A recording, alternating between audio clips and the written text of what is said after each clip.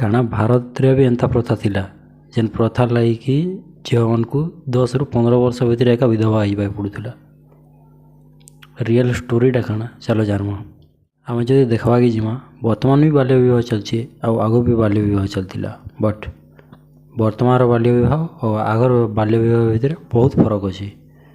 ବର୍ତ୍ତମାନର ବାଲ୍ୟ ବିବାହ ଯେନ୍ଟା ସେଟା 18 ବର୍ଷ ଗାର୍ଲସକେ ଯଦି 18 ବର୍ଷରୁ ତଲେ ହେଇଯାଏ ତାକୁ ମ୍ୟାରେଜ୍ କରିଦେଲି ତ ତାକେ ବର୍ତ୍ତମାନର ବାଲ୍ୟ ବିବାହ କୁହାଯାଉଛି।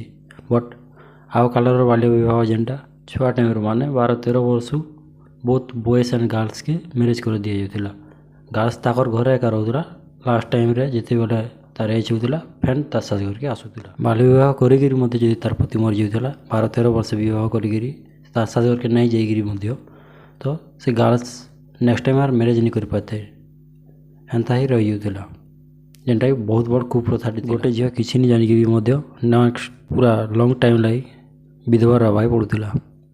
ତ ସେ ଯାହା ବି ହଉ ବର୍ତ୍ତମାନ ସେ ପ୍ରଥା ନାଇନ ଉଠିଯାଇଛି, ଖୁସିର କଥା ଏଇଟା। ଲେକିନ୍ କିଛି କୁପ୍ରଥା ବର୍ତ୍ତମାନ ବି ଅଛି ତାଲି ଯେନ୍ଟାକି ମୁଇଁ ନେକ୍ସଟ ଭିଡ଼ିଓ ମାନଙ୍କୁ ଆନ୍ମି। ତ ଆଣିଲେ ଖାଲି ନି ହୁଏ ସେ କୁପ୍ରଥା ହଟାବାର୍ ଲାଗି ଚେଷ୍ଟା କରବାର ଦରକାର। ତାହେଲେ ଯେ ମୁଇଁ ଭିଡ଼ିଓ ବନାବାର ସଫଳତା ପାଇପାରୁଛି। ଆଜି ଲାଗି ଏତ୍କି ଏକା। ପ୍ଲିଜ୍ ଫଲୋ ମି। ସିଆରାମ।